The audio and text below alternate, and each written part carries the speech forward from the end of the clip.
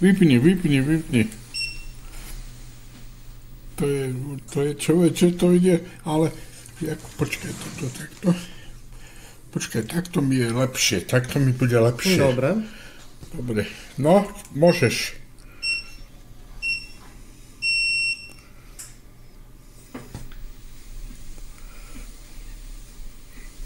No dobre chodíš, pozeraj, jak ti to ide.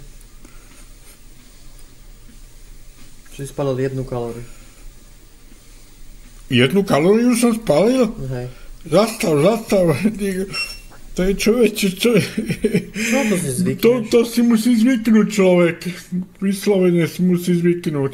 Mne sa z toho točila hlava prvých 20 minút a potom som sa prispôsobil, hej. Pozeraj, ono už škre zo spodu. A teraz pozeraj. Čau. Ja vás mám piči, ja idem do kokotu. A ty píš,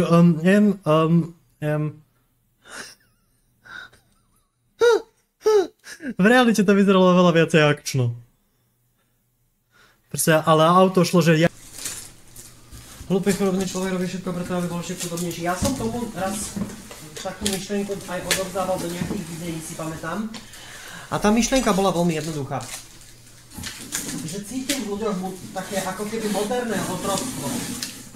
Že ty im chceš dobre a povieš tým černochom na tej plantáži v roku 1800, ja neviem koľko, že hej, však ale nemôžeme byť slobodní, ujdime a oni potom idú a vyponzujú ťa proste ako šéfovi, aby proste ako ťa zabili a aby dostali navyše večeru. Proste, že kinda tí istí, ktorým chceš pomôcť, ťa zradia. Proste ako a... Ale našťastie už to mám za sebou, takže zajtra si prídeme vykopnúť dvere, proste ako zobrať auto a nafotíme si ho predtým. Máme dobrú... Čau. Čo si na mňa práve zaútočila? Si na mňa nezautočila, ty si mi dala low five. Videla si to? Nie. Proste ona tak vyšla spopod toho oného a takto priložila na mňa lap. Sem, na toto proste ako takto. Sa stalo. Toto sa stalo 2-krát s tým autom. V tomto momente však sa aj to utrhlo. Tu vidíte, ako na silu je ťahané to auto, prosím pekne, týmto bodom. Keby majú to tuná, prosím, ako, ale ne, oni ho majú tuná. Takže problém.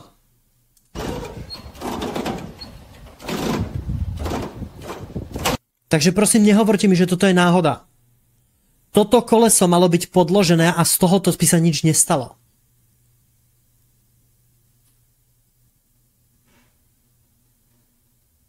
Toto je ľudské zlyhanie.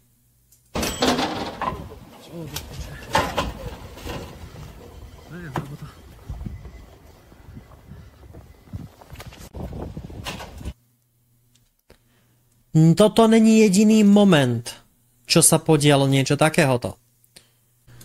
Takže nemôžem ani dať rundown proste ako toho, čo sa deje, proste ako, lebo tu riešiš môj monitor.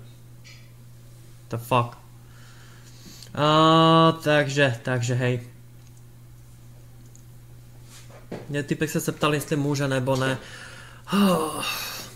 Prečo to musím furt riešiť a japovať o tom, proste ako keď ma to nebaví to riešiť. Môžete nebyť pojebané NPCčka. Prestaňte sa pýtať, začnite počúvať. Kokot to reuploadol, dostal strike, prišiel do chatu, povedal, že to nikdy nestiahne a že bude uploadovať ďalšie. Tak som povedal, že v tom prípade ale sa vidíme 300 celý čas. Včera sme zarobili viacej za hodinu ako predčerom.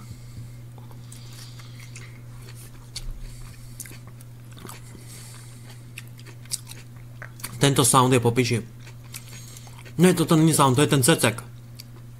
Dívajte sa. Oh my god, I know. Dobrá fyzika. Just calm down, you know what I mean? Oh my god, I know. DLSS 4, ty kokot na fyziku. This guy. Somebody commented that I look like a pigeon if it was a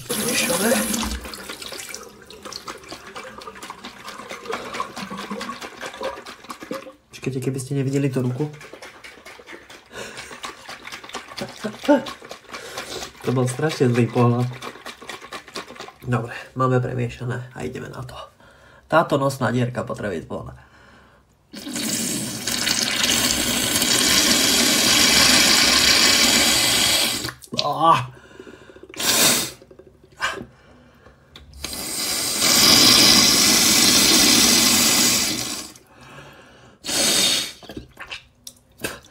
Keby to robím čistou vodou, tak to bolí, je to nepríjemné ako kokot, ale fakt, keď tam dáte tú sol a jedlú sódu, proste ako tak úplne v pohode, sa to vytlača. Fuj.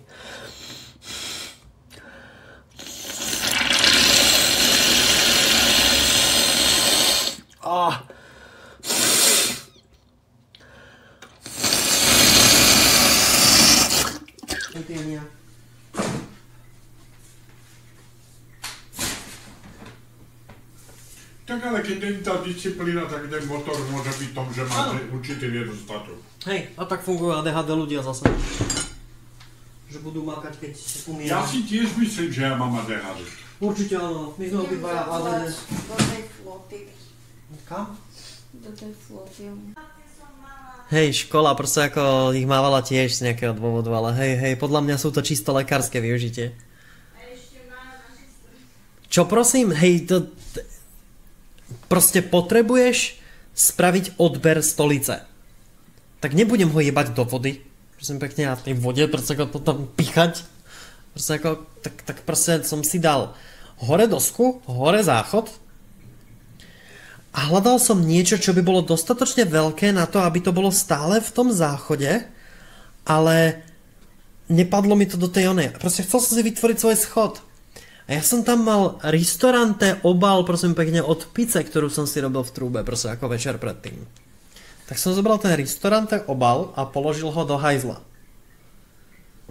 Po stojačky som hodil na to lajno, vypichol to z toho lajna, potom zobral ten obal, otočil, pobúchal, otočil naspäť, tam bol kus osraného toho papieru, ale keď to spravíš, pochybil si.